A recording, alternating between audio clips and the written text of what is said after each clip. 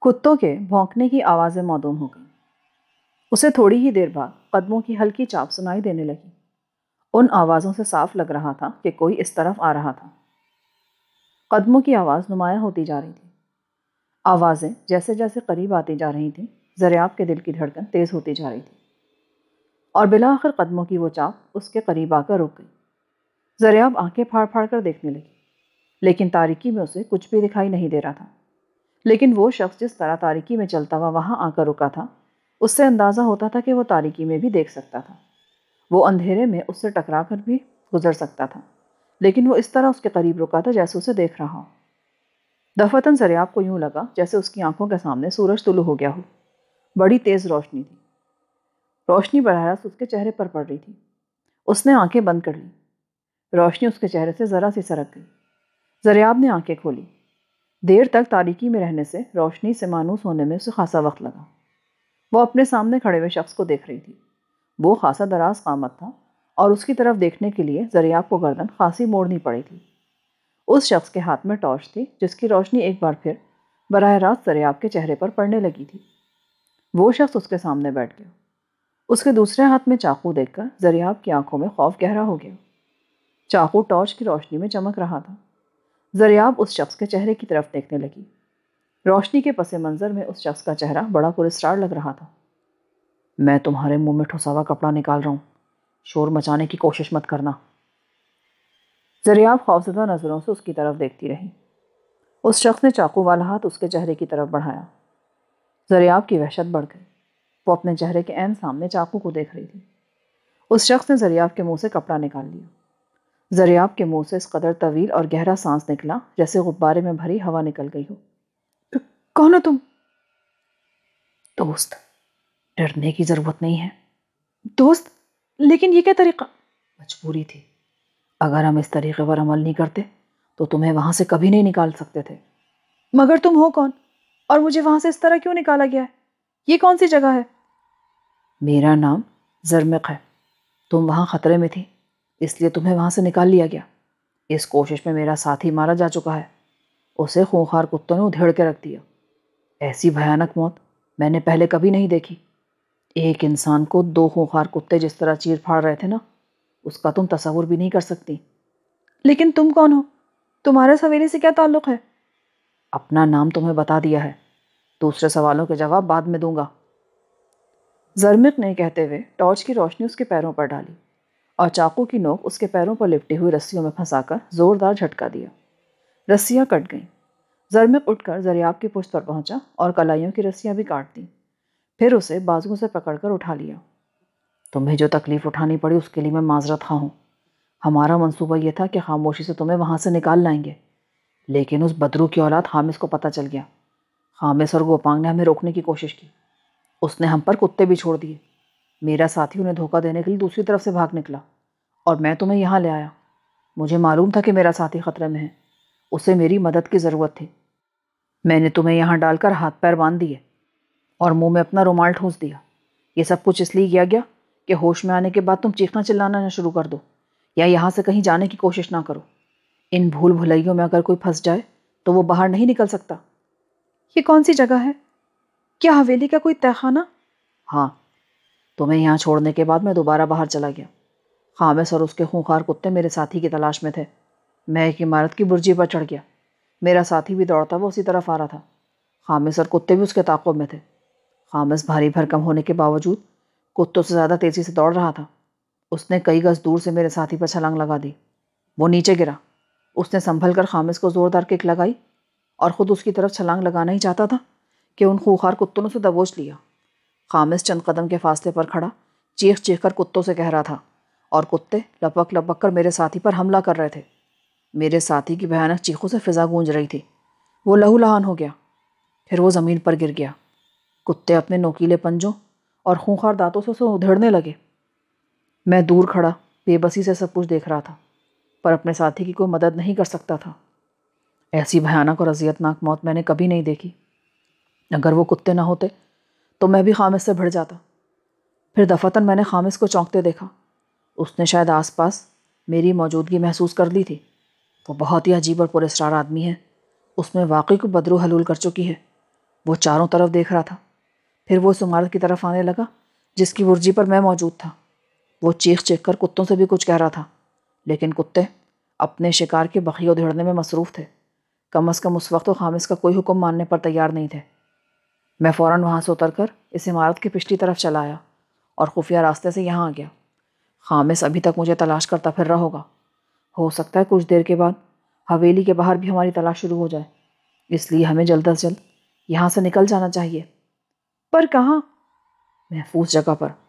اگر ہم اس وقت یہاں سے نہ نکل سکے تو انہیں تاریک سرنگوں میں پھنس کر رہ جائیں گے۔ پر تم ہو کون؟ یہ سوال جواب کا وقت نہیں ہے، بس یہ سمجھ لو کہ میں تمہارا ہمدرد ہوں۔ اب جلدی سے چل پڑو، ہمارا ایک ایک لمحہ قیمتی ہے۔ زرمق نے کہتے ہوئے اس کا ہاتھ تھام لیا۔ اس کی گرفت اگرچہ دوستانہ تھی، لیکن زریاب نے اپنے پورے جسم میں سنسنی کی ایک لہر سی دوڑتی محسوس کی۔ زرمق نے اپنے آپ کو اس کا دوست اور ہمدرد کہا تھا، لیکن وہ سوچ رہی تھی کہ آسمان سے گرا کھجور میں اٹکا والی بات نہ ہو۔ زرمق ٹارچ لیے ہوئے آگے آگے چل رہا تھا اور زریاب اس سے 2 قدم پیچھے تھی۔ وہ ایک طویل سرنگ تھی جو مسلسل ڈھلان کی طرف چلی گئی تھی۔ یہ سرنگ شیطان کی آنت کی طرح طویل ہوتی جا رہی تھی۔ زریاب اس رات بھی کندن کے ساتھ زیر زمین سرنگوں میں گھومتی رہی تھی، لیکن اس روز بھی اور آج بھی اس نے ایک بات خاص طور پر محسوس کی تھی کہ ان سرنگوں میں گھٹن کا احساس بالکل نہیں تھا۔ ایک موڑ گھومتے ہی تازہ ہوا کا جھونکا زریاب کے چہرے سے ٹکرایا، لیکن چند گز مزید آگے چلنے کے بعد سرنگ نہ صرف تنگ ہو گئی بلکہ اس کی چھت بھی نیچی ہو گئی۔ وہ دونوں بہت جھک کر چل رہے تھے اور بالآخر سرنگ ختم ہو گئی۔ وہ کھلی جگہ پر نکل آئے۔ یہ دیکھ کر زریاب کو ذرا بھی حیرت نہیں ہوئی کہ اس کے چاروں طرف کانٹے دار قد آدم جھاڑیاں پھیلی ہوئی تھیں۔ حشرات الارض کی آوازیں اور ہوا سے ہلتی ہوئی جھاڑیوں کی سرسراہٹ عجیب پراسرار سا تاثر پیدا کر رہی تھی۔ وہ جس جگہ سے باہر نکلے تھے اسے دیکھ کر یوں لگتا تھا جیسے یہ کسی جانور کے رہنے کا ٹھکانہ ہو۔ بعض جانور رہنے کے لیے زمین کھود کر چھوٹی سی سرنگ بنا لیتے ہیں، یہ سرنگ بالکل ویسی ہی تھی۔ اس تنگ سے دہانے کے ساتھ ہی بائیں طرف ایک بڑا پتھر رکھا تھا۔ زرمق نے ٹارچ زریاب کے حوالے کی اور پتھر کو دونوں ہاتھوں سے دھکیلنے لگا۔ پتھر اپنی جگہ سے سرک کر سرنگ کے دہانے پر اس طرح فٹ ہو گیا جیسے صدیوں سے اسی جگہ پڑا ہو۔ زرمق نے زریاب کے ہاتھ سے ٹارچ لے کر بجھا دی۔ زریاب کی آنکھوں کے سامنے ایک دم اندھیرا چھا گیا۔ کچھ دیر بعد اس کی آنکھیں تاریکی میں دیکھنے کے قابل ہوئیں تو وہ گردن گھما کر ادھر ادھر دیکھنے لگی۔ چاروں طرف قد آدم کانٹے دار جھاڑیاں اور گنجان درخت تھے۔ زرمق نے زریاب کو اشارہ کیا اور ان جھاڑیوں میں ایک طرف چلنے لگا۔ زریاب اس کے پیچھے تھے۔ وہ تقریباً 50 گز آگے نکلے ہوں گے کہ فضا میں کتے کے بھونکنے کی آوازیں سنائی دیں۔ زریاب بدحواس ہو کر لڑکھڑا سی گئی۔ وہ دائیں طرف جھاڑیوں میں گری اور جب اس نے سنبھل کر آگے بڑھنا چاہا تو اس کے منہ سے ہلکی سی چیخ نکل گئی۔ مارے خوف کو اس کا دل اچھل کر حلق میں آ گیا۔ اسے یوں لگا جیسے کسی نے پیچھے سے اس کی قمیض پکڑ لی ہو۔ زرمق چند قدم آگے نکل چکا تھا۔ چیخ کی آواز سن کر وہ زریاب کے قریب پہنچ گیا۔ زریاب سہمی ہوئی سی کھڑی تھی۔ زرمق کو صورتحال سمجھنے میں دیر نہ لگی۔ وہ زریاب کے پچھلی طرف پہنچا اور ایک جھاڑی میں پھنسا ہوا اس کا قمیض کا دامن چھڑا دیا۔ زریاب کے منہ سے بے اختیار گہرا سانس نکل گیا۔ میرا خیال ہے کوپانگ حویلی کے باہر اس جنگل میں ہمیں تلاش کر رہا ہے۔ اس کے ساتھ غالباً کوئی شکاری کتا بھی ہے۔ ہمیں جلد از جلد اس علاقے سے دور نکل جانا چاہیے۔ وہ دونوں ایک بار پھر جھاڑیوں میں چلنے لگے۔ زریاب کے لیے جھاڑیوں میں چلنا دشوار ہو رہا تھا۔ اندھیرا رخصت ہو رہا تھا۔ ملگجا سا اجالا نمودار ہونے لگا تھا۔ درخت خاصے گنجان تھے۔ تاریکی چھٹ جانے سے اب راستہ دیکھنے میں آسانی ہو گئی تھی۔ کتے کے بھونکنے کی آواز اب بھی بار بار سنائی دے رہی تھی۔ پھر اچانک کتے کے بھونکنے کی آواز بہت قریب سے سنائی دی۔ اس کے ساتھ ہی کسی آدمی کی آواز بھی آئی۔ وہ غالباً بہت دور تھا اور کتے کا نام لے کر پکار رہا تھا۔ تم اس طرف آ جاؤ، یہاں سے قریباً نصف میل دور ایک ندی ہے۔ تم پلیا کی دوسری طرف میرا انتظار کرنا، میں انہیں روکنے کی کوشش کرتا ہوں۔ زریاب کا چہرہ دھواں ہو گیا۔ پے در پہ پیش آنے والے پراسرار واقعات اور عجیب و غریب حالات نے اس کے دل میں ایک انجانا سا خوف بٹھا دیا تھا۔ وہ تو یہ بھی نہیں جانتی تھی کہ یہ زرمق کون ہے اور اسے حویلی سے نکال کر کہاں لیے جا رہا ہے۔ وہ تو حویلی سے نکلنا نہیں چاہتی تھی۔ خصوصاً اس رات نمران سے ملاقات کے بعد اس نے طے کر لیا تھا کہ وہ کسی بھی صورت میں حویلی سے نہیں جائے گی۔ اسے نہ صرف اپنی کتاب کے لیے دستاویزات کی ضرورت تھی، بلکہ وہ جاگیر کے مینیجر رکھیل شاہ کی سازش اور حویلی کے سربستہ راز بھی معلوم کرنا چاہتی تھی۔ سب سے بڑا راز تو یہ تھا کہ اس کے باپ کے پرانے کاغذات سے برآمد ہونے والی تصویروں اور خود اس کے باپ کا اس حویلی سے کیا تعلق تھا۔ وہ اور بھی بہت کچھ معلوم کرنا چاہتی تھی، اسی لیے اس نے ہر حالت میں حویلی میں رہنے کا فیصلہ کیا تھا، لیکن زرمق ہمدرد بن کے اس کے حویلی سے نکال لایا تھا، کیونکہ زرمق کے کہنے کے مطابق اسے حویلی میں خطرہ تھا۔ جاؤ، دیر مت کرو۔ زرمق نے اسے آہستہ سے آگے دھکیل دیا۔ وہ چند لمحے اس کی طرف دیکھتی رہی، پھر مڑ کر تیزی سے ایک طرف دوڑنے لگی۔ زرمق چند لمحے وہیں کھڑا اسے دیکھتا رہا، پھر وہ بھی ایک طرف دوڑنے لگا۔ وہ جان بوجھ کر اس طرح دوڑ رہا تھا کہ زیادہ سے زیادہ آواز پیدا ہو۔ تقریباً 200 گز کا فاصلہ طے کر کے وہ رک گیا۔ اس جگہ جھاڑیاں بہت چھوٹی تھیں۔ وہ درخت کے تنے سے ٹیک لگا کر لمبے لمبے سانس لینے لگا۔ دفعتاً وہ چونک گیا۔ جھاڑیوں میں کسی جانور کے دوڑنے کی آواز سنائی دے رہی تھی، اور پھر وہ آواز رک گئی۔ زرمق درخت کی آڑ سے نکل کر آیا اور اس کے ساتھ ہی اس کے ہونٹوں پر خفیف سی مسکراہٹ آ گئی۔ اس سے تقریباً 10 گز کے فاصلے پر وہ کتا کھڑا تھا، بالکل دبلا پتلا مگر قامت میں کسی قدر لمبا، رنگت بھوری۔ وہ شکاری کتا تھا۔ اس کے حلق سے خوفناک گراہٹیں نکل رہی تھیں۔ وہ اپنے شکار پر حملہ کرنے کے لیے پر تول رہا تھا۔ زرمق کے دائیں ہاتھ میں چاقو تھا۔ اس نے چاقو پھینک دیا اور دونوں ہاتھ آگے نکال لیے۔ کتے نے غراتے ہوئے اچانک اپنی جگہ سے چھلانگ لگائی۔ چھلانگ لگانے سے پہلے وہ اس طرح جھکا کہ پیٹ زمین سے جا لگا، اور پھر وہ کسی طاقتور اسپرنگ کی طرح اچھلا۔ زرمق بھی تیار کھڑا تھا۔ کتے کو چھلانگ لگاتے دیکھ کر وہ کسی قدر نیچے جھک گیا۔ کتا منجبیق سے نکلے ہوئے وزنی گولے کی طرح پوری قوت سے اس پر آیا تھا۔ اس کے بوجھ سے زرمق لڑکھڑا کر پشت کے بل گرا۔ کتا بھی درخت سے ٹکرایا۔ زرمق نے پھرتی کا مظاہرہ کرتے ہوئے قلع بازی کھائی اور اس طرح کتے کا گلا دبوچ لیا کہ اس کے پنجوں سے نقصان نہ پہنچا سکے۔ زرمق نے پوری قوت سے اس کا گلا دبوچ رکھا تھا۔ کتا اپنے جسم کو بری طرح پٹک رہا تھا، لیکن اس کی مزاحمت بتدریج کمزور پڑتی چلی گئی اور بالآخر وہ بے حس و حرکت ہو گیا، مگر زرمق نے اس کی گردن نہیں چھوڑی۔ اس نے 2-3 زوردار جھٹکے دیے۔ کڑک کی ہلکی سی آواز ابھری۔ کتے کی گردن کی ہڈی ٹوٹ گئی۔ زرمق لمبے لمبے سانس لینے لگا۔ اس کا جسم پسینے میں تر ہو گیا تھا۔ اپنی حالت پر قابو پانے کے بعد اس نے چاقو اٹھایا، کچھ دیر تک ادھر ادھر دیکھا اور کسی قسم کی آواز سننے کی کوشش کرتا رہا، پھر تیزی سے اس طرف چلنے لگا جس طرف زریاب گئی تھی۔ زریاب تقریباً دوڑتی ہوئی جا رہی تھی۔ اس کے قدم لڑکھڑا رہے تھے۔ ایک مرتبہ وہ لڑکھڑائی تو اپنا توازن برقرار نہ رکھ سکی اور جھاڑیوں میں گر گئی۔ اٹھنے کی کوشش میں اس کی باہوں پر کئی خراشیں آ گئیں۔ دائیں کندھے کے قریب سے قمیص کانٹوں میں الجھ گئی تھی۔ اس نے پہلے اپنے ہاتھ سے قمیص چھڑانے کی کوشش کی مگر کامیاب نہ ہو سکی۔ ایک زوردار اس نے جھٹکا لگایا، قمیص پھٹ گئی لیکن کانٹوں سے نجات مل گئی۔ اس کا کندھا برہنہ ہو گیا تھا۔ فضا کا ملگوجا پن اب سپیدے میں بدل رہا تھا۔ زریاب دوڑتے دوڑتے بری طرح تھک گئی تھی۔ اس کا سانس پھول گیا تھا اور ٹانگیں کپ کپانے لگی تھیں۔ وہ ایک درخت کے نیچے ٹیک لگا کر کھڑی ہو گئی۔ دفعتاً دائیں طرف جھاڑیوں میں تیز سرسراہٹ کی آواز سن کر وہ چونکی۔ پھر جھاڑیاں ہلی اور اسے ایک جانور لپکتا ہوا نظر آیا۔ زریاب کے منہ سے ایک ہلکی سی چیخ نکل گئی۔ وہ ایک سفید رنگ کا خرگوش تھا جو جھاڑیوں سے نکل کر اس کے سامنے بھاگتا ہوا دوسری طرف نکل گیا۔ زریاب کا دل بڑی شدت سے دھڑک رہا تھا۔ ابھی اس کے دل کی دھڑکن پوری طرح قابو میں نہیں آئی تھی کہ گوپانگ کی آواز سن کر وہ ایک بار پھر اچھل پڑی۔ وہ اب اپنے کتے کو نام لے کر پکار رہا تھا۔ آواز لگ رہا تھا جیسے 150-200 گز کے فاصلے پر آئی ہو۔ زریاب ایک بار پھر بھاگ کھڑی ہوئی۔ زرمق نے کہا تھا کہ وہ ندی کی پلیا کے دوسری طرف پہنچ کر اس کا انتظار کرے، لیکن وہ ابھی تک ندی پر بھی نہیں پہنچی تھی۔ وہ خوفزدہ ہرنی کی طرح دوڑتی رہی اور بالآخر ندی پر پہنچ گئی۔ ندی تقریباً 6 فٹ چوڑی تھی۔ اس کے دونوں کناروں پر سرکنڈے سے ملتی جلتی طویل قامت جھاڑیاں تھیں۔ زریاب متوحش نظروں سے ادھر ادھر دیکھ رہی تھی۔ پلیا کہیں بھی نظر نہیں آ رہی تھی۔ اپنے عقب میں وہ دوڑتے ہوئے قدموں کی آواز سن رہی تھی۔ وہ یقیناً گوپانگ تھا۔ زریاب جانتی تھی کہ اگر وہ جھاڑیوں میں کہیں بھی چھپی تو اسے تلاش کر لیا جائے گا۔ اچانک اس کے ذہن میں خیال ابھرا۔ اس نے سرکنڈے نما پودے کی ایک شاخ توڑی۔ اس شاخ کی موٹائی ہاتھ کی انگلی کے برابر تھی۔ اس نے بڑی پھرتی سے پوری پور الگ کر لی۔ تقریباً 2 بالش لمبی یہ پور اندر سے کھوکھلی تھی۔ شاخ سوکھی ہوئی تھی اور اس کے توڑنے سے چٹک چٹک کی آوازیں ابھری تھیں۔ اس نے مڑ کر دیکھا اور جھاڑیوں میں گھس کر ندی میں اتر گئی۔ وہ کنارے سے زیادہ آگے نہیں بڑھی تھی۔ جھاڑیاں پانی پر جھکی ہوئی تھیں اور پانی اس کے سینے تک تھا۔ وہ پانی میں کھڑی جھاڑیوں سے باہر دیکھتی رہی۔ اس کا خیال درست نکلا۔ وہ گوپانگی تھا جو اب دوڑتا ہوا سامنے آ گیا تھا۔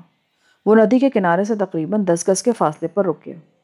زریاب نے کھوکھلی شاخ کا ایک سرا منہ میں ڈالا، دوسرے ہاتھ سے ناک دبائی اور بڑی آہستگی سے پانی میں اس طرح بیٹھ گئی کہ کھوکھلی شاخ کا دوسرا سرا پانی سے باہر تھا۔ وہ اسی نلکی کے ذریعے سانس لے رہی تھی۔ گوپانگ ندی کے کنارے پر جھاڑیوں کے قریب آ کر کھڑا ہو گیا اور ادھر ادھر دیکھنے لگا۔ اس کی نظریں اوپر تھیں۔ ندی کی طرف اس نے دیکھنے کی ضرورت نہیں محسوس کی۔ 2 منٹ گزر گئے۔ پھر دوڑتے ہوئے قدموں کی مدھم سی آوازیں اس کی سماعت سے ٹکرائیں۔ چند سیکنڈ بعد اس نے آہستگی سے سر پانی سے باہر نکالا اور نلکی منہ سے نکال کر لمبے لمبے سانس لینے لگی۔ اس کے ساتھ ہی اس نے کنارے کی جھاڑیوں میں سے جھانک کر دیکھا، مگر اسے گوپانگ نظر نہیں آیا۔ البتہ دوڑتے قدموں کی آواز سنائی دے رہی تھی جو لمحہ بلمحہ دور ہوتی جا رہی تھی۔ زریاب چند منٹ اور پانی میں بیٹھی رہی۔ پھر دفعتاً اسے دائیں ٹانگ پر سرسراہٹ سی محسوس ہوئی۔ سانپ کا خیال آتے ہی اس کا دل اچھل کر حلق میں آ گیا اور وہ بڑی بدحواسی میں کنارے کی جھاڑیاں پکڑ کر ندی سے باہر آ گئی۔ باہر نکلتے ہوئے اس کا پیر پھسلا اور وہ اوندھے منہ کنارے پر گری۔ وہ چیز اب بھی اس کی ٹانگ سے لپٹی ہوئی تھی۔ اس نے گردن گھما کر خوفزدہ نظروں سے ٹانگ کی طرف دیکھا۔ اس کے ساتھ ہی اس کے منہ سے گہرا سانس نکل گیا۔ بیل نما جھاڑی اس کی ٹانگ سے لپٹی ہوئی تھی۔ زریاب کو اپنے آپ پر بڑا غصہ آیا۔ اس نے وہ جھاڑی ٹانگ سے نکال کر ایک طرف پھینکی اور دیر تک کنارے کی گھاس پر لیٹی لمبے لمبے سانس لیتی رہی۔ پھر وہ اٹھ کھڑی ہوئی۔ زریاب اب ندی کی کھاڑیوں کے ساتھ ساتھ بائیں طرف چل رہی تھی۔ زرمق نے کسی پلیا کے بارے میں کہا تھا اور اسے اندازہ نہیں تھا کہ پلیا کس طرف ہو سکتی ہے۔ وہ یوں ہی ایک طرف کو چل دی۔ تقریباً 50 گز کا فاصلہ طے کرنے کے بعد اس کی آنکھوں میں چمک سی ابھر آئی۔ وہ پلیا پر پہنچ گئی تھی۔ پلیا کیا تھی؟ 2 کٹے ہوئے درختوں کے تنے ایک دوسرے کے ساتھ ملا کر ندی پر ڈال دیے گئے تھے۔ سورج طلوع ہو چکا تھا۔ درختوں کی چوٹیوں پر دھوپ چمک رہی تھی۔ پلیا پار کرنے کے بعد زریاب کچھ آگے جا کر ایک درخت کے نیچے بیٹھ گئی۔ وہ بری طرح تھک چکی تھی۔ حالات نے اچانک حیرت انگیز طور پر پلٹا کھایا تھا۔ پہلے وہ حویلی کی قید میں تھی۔ نمران سے اس کی ملاقات ہو چکی تھی، لیکن کئی روز سے وہ دوبارہ سامنے نہیں آیا تھا۔ مگر زریاب کو یہ امید تھی کہ اس سے پھر ملاقات ہوگی۔ اس کے ذہن میں خامس کا بھی خیال ابھرا۔ وہ تو پاگل ہو رہا ہوگا۔ زرمق اسے ندی کی طرف جانے کا مشورہ دے کر کہیں غائب ہو گیا تھا۔ دفعتاً زریاب کے ذہن میں ایک اور خیال ابھرا اور اس کے ساتھ ہی اس کے دل کی دھڑکن تیز ہو گئی۔ اگر زرمق بھی کتے کا شکار ہو گیا تو زریاب اس کے بتائے ہوئے راستے کی بجائے کسی اور طرف نکل آئی ہو تو وہ پلیا دوسری طرف بھی تو ہو سکتی تھی۔ بہرحال سوال یہ تھا کہ اگر زرمق اسے نہیں ملا تو کیا ہوگا؟ گوپانگ اور خامس چین سے بیٹھنے والے تو نہیں تھے۔ زریاب ان کے خوفناک راز سے واقف ہو چکی تھی۔ اسے پتہ چل گیا تھا کہ ان لوگوں نے جاگیردار نمران کو قیدی بنا رکھا تھا اور زریاب یہ راز لے کر حویلی سے نکل گئی تھی۔ صورتحال نہایت خوفناک تھی۔ اسے جلد از جلد یہاں سے زیادہ دور نکل جانا چاہیے تھا۔ اسے وہاں بیٹھے 1 گھنٹہ گزر گیا۔ اس کے کپڑوں سے ابھی تک پانی نچڑ رہا تھا۔ وہ سوچ رہی تھی کہ اگر 5-10 منٹ مزید زرمق نہیں آیا تو وہ اٹھ کر چل دے گی۔ اس حویلی میں آنے کے دوسرے دن اس نے چھت پر سے وہ چٹانیں دیکھی تھی جن کے بارے میں گوپانگ نے بتایا تھا کہ حویلی سے درویش پور تک سڑک بنانے کے لیے اس چٹان کو توڑا جا رہا ہے۔ ان چٹانوں پر مزدور کام کرتے تھے اور ظاہر ہے وہاں مزدوروں کی کوئی نہ کوئی چھوٹی بستی بھی ہوگی۔ اگر وہ ان چٹانوں تک پہنچ جائے تو اسے یقیناً مدد مل سکتی تھی، لیکن وہ تو یہ بھی نہیں جانتی تھی کہ چٹانیں کس طرف تھیں۔ ہو سکتا ہے وہ چٹانیں حویلی کی دوسری طرف ہوں۔ کچھ ہی دیر بعد اسے زرمق آتا دکھائی دی۔ زرمق آ کے اس کے پاس کھڑا ہوا ہی تھا کہ اسے ایک آواز سنائی دی۔ وہ آواز بہت قریب سے آئی تھی۔ اس کے تھوڑی دیر بعد کسی کے چیخنے کی آواز آئی۔ غالباً کسی نے کتے کا نام لے کر کچھ کہا تھا۔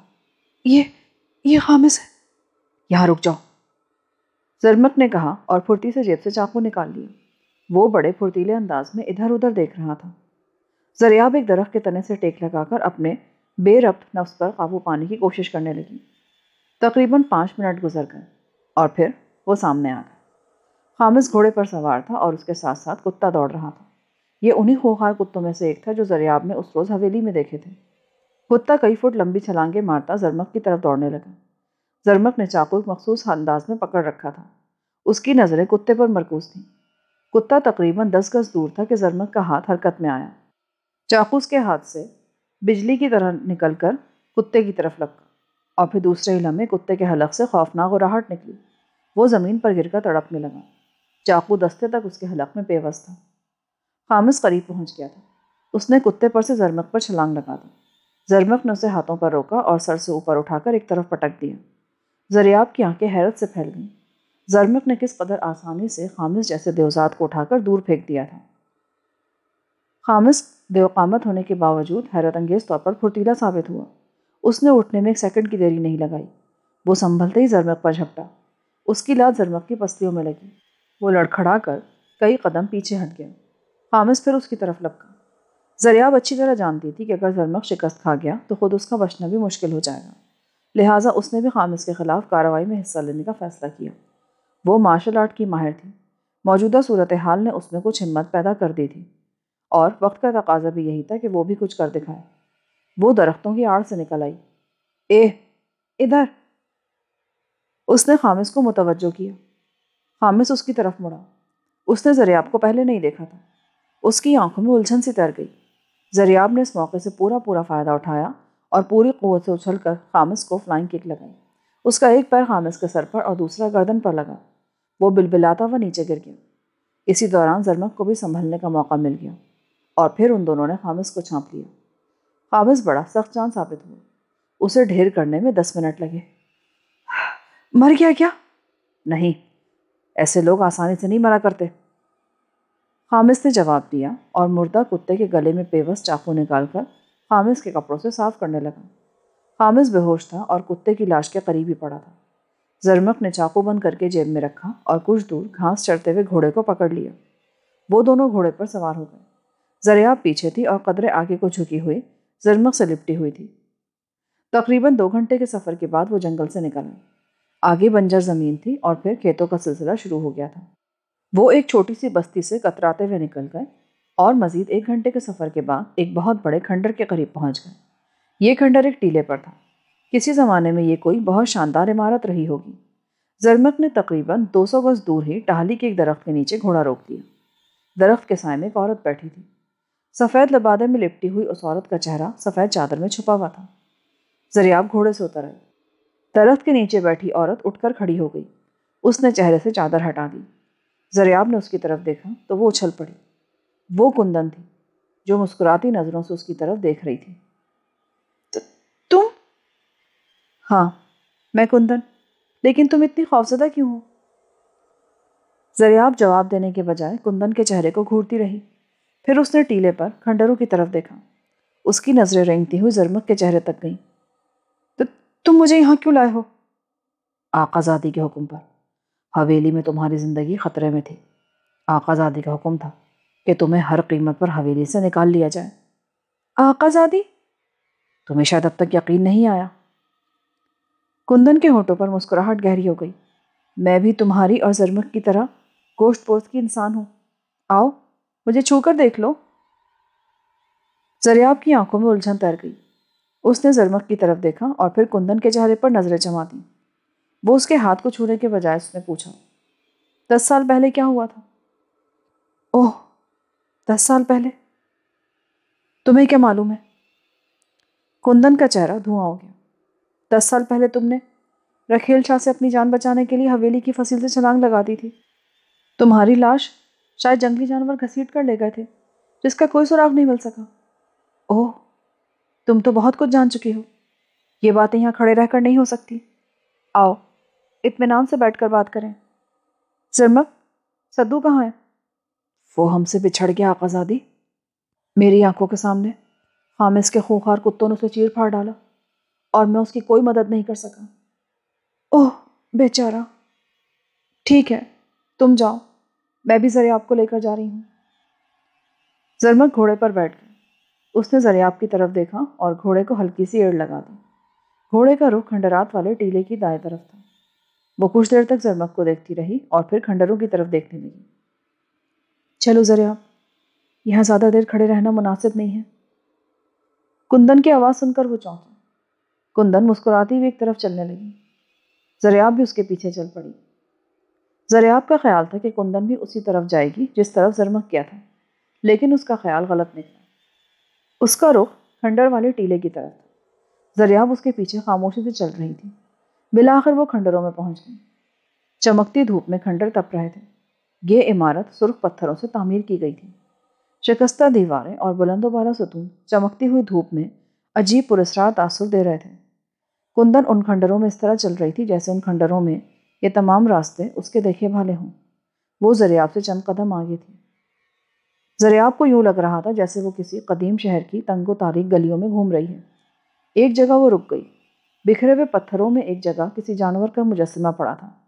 مجسمہ ٹوٹا تھا، اس کا سر بھی غائب تھا، لیکن اس کی ساخت سے اندازہ لگانا دشوار نہیں تھا کہ وہ شیر کا مجسمہ تھا۔ آؤ زریاب، رک کیوں گئی؟ تم مجھے ان کھنڈروں میں کیوں لے کر آئی ہو؟ حویلی سے تمہارے فرار کے بعد گوپانگ اور خامس چین سے نہیں بیٹھیں گے۔ وہ تمہاری تلاش میں آس پاس کی بستیوں کو بھی کھنگال کر رکھ دیں گے اور اس طرف بھی ضرور آئیں گے۔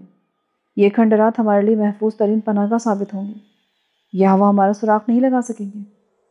محفوظ پناہ گاہ؟ تم سمجھتی ہو کہ یہ کھنڈرات ہمیں پناہ دے سکیں گے؟ ہاں، جس طرح صدیوں پہلے یہ عمارت اپنے مکینوں کے لیے محفوظ ترین پناہ گاہ تھی، اسی طرح آج بھی یہ کھنڈر ہمیں پناہ دیں گے۔ زریاب بدستور الجھی ہوئی نظروں سے اس کی طرف دیکھ رہی تھی۔ وہ سیدھی ہو کر دائیں طرف مڑنا چاہتی تھی کہ بہت دور دھول کے بادل اٹھتے دیکھ کر وہ چونک گئی۔ شاید وہ لوگ تمہاری تلاش میں آ رہے ہیں، آؤ میرے ساتھ، جلدی کرو، کندن نے کہا اور تیز تیز قدم اٹھاتی ایک طرف چلنے لگی۔ زریاب بھی تیز تیز قدم اٹھاتی چل رہی تھی۔ پتھروں سے ٹھوکر کھا کر وہ کئی مرتبہ گرتے گرتے بچی۔ کندن ایک جگہ رک گئی۔ وہاں ایک دیوار کے نیچے کھٹ سا نظر آ رہا تھا۔ بالکل ایسا لگ رہا تھا جیسے کسی جانور نے پنجوں سے زمین کھود کر اس شکستہ دیوار کے نیچے اپنا ٹھکانہ بنا رکھا ہو۔ وہ کھٹ اتنا کشادہ تھا کہ ایک آدمی سینے کے بل رینگ کر آسانی سے اس میں داخل ہو سکتا تھا۔ کندن بڑی پھرتی سے زمین پر بیٹھ گئی۔ اس نے اپنے پیر اندر داخل کیے اور پشت کے بل رینگتی ہوئی اس کھڈ میں داخل ہو گئی۔ جلدی کرو زریاب، اگر ان لوگوں نے ہماری جھلک بھی دیکھ لی تو پورے کھڈ کو کھود کر رکھ دیں گے۔ زریاب نے گردن گھما کر دائیں طرف دیکھا۔ بہت دور گرد و غبار کا بادل سا اٹھتا نظر آ رہا تھا۔ وہ یقیناً ایک یا دو گھڑ سوار تھے جو اسی طرف آ رہے تھے۔ فاصلہ زیادہ ہونے کی وجہ سے وہ ان گھڑ سواروں کو نہیں دیکھ سکتی تھی۔ کندن نے اسے دوبارہ اندر آنے کے لیے کہا۔ زریاب کا جی چاہا کہ وہ یہاں سے بھاگ جائے، لیکن اگر وہ لوگ اس طرف آ رہے تھے تو وہ جلدی اسے پکڑ لیں گے اور زندہ نہیں چھوڑیں گے۔ وہ حویلی سے نکلنا نہیں چاہتی تھی، مگر زرمق اور اس کے ساتھی اسے بے ہوش کر کے اٹھا لائے تھے۔ خامس اسی کے ہاتھوں پٹا تھا۔ وہ اسے ہرگز زندہ نہیں چھوڑے گا۔ اب اس کی بھلائی اسی میں تھی کہ کندن کے کہنے پر عمل کرے۔ کیا سوچ رہی ہو زریاب؟ جلدی کرو۔ زریاب کے پاس اس وقت کوئی چارہ نہیں تھا۔ وہ زمین پر بیٹھ گئی اور جس طرح کندن کھٹ میں داخل ہوئی تھی اسی طرح زریاب بھی اندر چلی گئی۔ یہ ایک تنگ سی سرنگ تھی جس میں صرف رینگ کر ہی آگے بڑھا جا سکتا تھا۔ کندن نے ٹارچ روشن کر لی۔ زریاب کو سمجھنے میں دیر نہیں لگی کہ کندن نے مینار کے قریب دیوار کی خلا سے جو چیز اٹھائی تھی وہ ٹارچ ہی تھی۔ 3-4 گز کے بعد یہ سرنگ دائیں طرف مڑ گئی اور پھر بائیں طرف۔ وہ دونوں آگے پیچھے رینگتی ہوئی آگے بڑھتی رہیں۔ تقریباً 15 گز کا فاصلہ مزید طے کرنے کے بعد زریاب اچانک ہی کشادہ جگہ پر نکل آئی۔ اس نے مڑ کر دیکھا۔ وہ تنگ سی سرنگ ایک کھڑکی کی طرح لگ رہی تھی۔ اس کے دائیں طرف ایک بہت بڑا پتھر پڑا تھا۔ کندن نے ٹارچ زمین پر رکھ دی۔ اس پتھر کو دھکیلنے میں میری مدد کرو۔ زریاب اس کے قریب پہنچی اور دونوں پتھر کو دھکا دینے لگی۔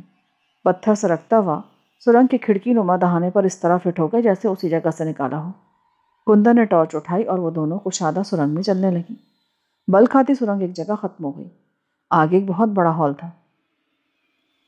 اس ہال کی دوسری طرف ایک کشادہ راہداری میں مشعلیں جل رہی تھیں۔ ہال اگرچہ پوری طرح روشن نہیں تھا لیکن تاریکی بہرحال کم ہو گئی تھی۔ راہداری کے اختتام پر ایک اور چھوٹا سا ہال تھا جس کے چاروں طرف کمرے بنے ہوئے تھے۔ اس ہال میں بھی کئی مشعلیں روشن تھیں اور روشنی بہرحال اتنی مناسب تھی کہ چند قدم دور کھڑے ہوئے شخص کا چہرہ بخوبی دیکھا جا سکتا تھا۔ ایک بات زریاب نے خاص طور پر نوٹ کی تھی کہ ان سرنگوں یا تہہ خانوں میں کسی قسم کی گھٹن نہیں تھی۔ لگتا تھا جیسے تازہ ہوا کی آمد و رفت کا کوئی مؤثر نظام موجود ہو۔ اس ہال کے عین وسط میں ایک بہت بڑے ستون نے چھت کو سہارا دے رکھا تھا۔ ہال میں مختلف جگہوں پر ایسے پتھر بھی پڑے تھے جنہیں سیٹوں کے طور پر تراشا گیا تھا۔ زریاب وہاں کھڑی حیرت سے ادھر ادھر دیکھ رہی تھی۔ پھر دفعتاً دائیں طرف ایک کمرے کا دروازہ کھلا اور زرمق کمرے سے نکل کر ہال میں آ گیا۔ زرمق کو دیکھ کر زریاب اچھل پڑی۔ وہ تو گھوڑے پر سوار ہو کر ٹیلے کے دائیں طرف چلا گیا تھا۔ وہ ان سے پہلے یہاں کیسے پہنچ گیا؟ اور پھر یہ گھوڑا؟ زریاب یہ سب سوچ رہی تھی کہ کندن کی آواز سن کر چونک گئی۔ تم شاید یہ سوچ رہی ہو کہ زرمق ہم سے پہلے یہاں کیسے پہنچ گیا؟ کھنڈر کے نیچے اس تہہ خانے میں آنے کا ایک راستہ اور بھی ہے۔ یہ تہہ خانہ دراصل زرمقی کی دریافت ہے۔ اس راز سے صرف ہم چند لوگ واقف ہیں کہ ان کھنڈروں کے نیچے کوئی تہہ خانہ بھی ہے۔ محکمہ آثار قدیمہ کو شاید ان قدیم کھنڈروں سے کوئی زیادہ دلچسپی نہیں ہے، اسی لیے اس طرف کبھی توجہ نہیں دی گئی۔ ہو سکتا ہے کبھی اس طرف توجہ دی جائے اور دوران تحقیق اگر کبھی کھدائی وغیرہ کی گئی تو شاید اس تہخانے کا راز کھل جائے۔ تم مجھے یہاں کیوں لائی ہو؟ زریاب نے کندن کے چہرے پر نظریں جما دی۔ یہ سوال کتنی مرتبہ پوچھو گی؟ کندن مسکرا دی۔ وہ مزید کچھ کہنا چاہتی تھی کہ ایک کمرے کا دروازہ کھلا اور ایک لڑکی نپے تلے قدم اٹھاتی ہوئی ان کی طرف آ گئی۔ زریاب عجیب سی نظروں سے اس کی طرف دیکھ رہی تھی۔ اس کی چال سے یوں لگتا تھا جیسے قدم زمین پر رکھنے کے بجائے ہوا میں تیر رہے ہوں۔ لڑکی کی عمر 16-17 سال کے لگ بھگ رہی ہوگی۔ بے حد حسین لڑکی تھی۔ زریاب کو دل ہی دل میں اعتراف کرنا پڑا کہ ایسی حسین لڑکی اس نے کبھی نہیں دیکھی تھی۔ یہ خوشنما ہے، زرمک کی چھوٹی بہن۔ یہ دونوں بڑا چاہتے ہیں ایک دوسرے کو، یوں کہہ لو یہ ایک دوسرے کے لیے جیتے مرتے ہیں۔ اور خوشنما، یہ زریاب ہے۔ اس کا غائبانہ تعارف تو میں تم سے پہلے ہی کرا چکی ہوں۔ خوشنما نے آگے بڑھ کر زریاب کی طرف ہاتھ بڑھایا۔ زریاب ایک لمحے کو ہچکچائی، پھر اس نے بھی اپنا ہاتھ آگے بڑھا دیا۔ زریاب سے ہاتھ ملاتے ہوئے اس کی مسکراہٹ گہری ہو گئی۔ اس کے ساتھ ہی اس کے دائیں رخسار میں ایک چھوٹا سا گڑھا پڑ گیا تھا۔ وہ واقعی خوشنما تھی۔ رخسار پر گڑھے نے اس کے حسن میں اور اضافہ کر دیا تھا۔ آئیے، رسمک بھیا نے بتایا تھا کہ آپ لوگ آ رہے ہیں، تو میں نے ناشتہ تیار کرنا شروع کر دیا تھا۔ چند منٹ لگیں گے بس۔ کندن زریاب کو لے کر ایک کمرے میں آ گئی۔ وہ کمرہ ڈائننگ روم کے طور پر استعمال ہوتا تھا۔ زریاب اور کندن میز کی لمبائی کے رخ پر آمنے سامنے بیٹھ گئے۔ کچھ دیر بعد زرمک نے میز پر پانی کا جگ، گلاس اور پلیٹیں سجا دی۔ زریاب کا حلق خشک ہو رہا تھا۔ اس نے گلاس میں پانی انڈیلا اور گلاس کو ہونٹوں سے لگا کر گھٹا گھٹ پانی پینے لگی۔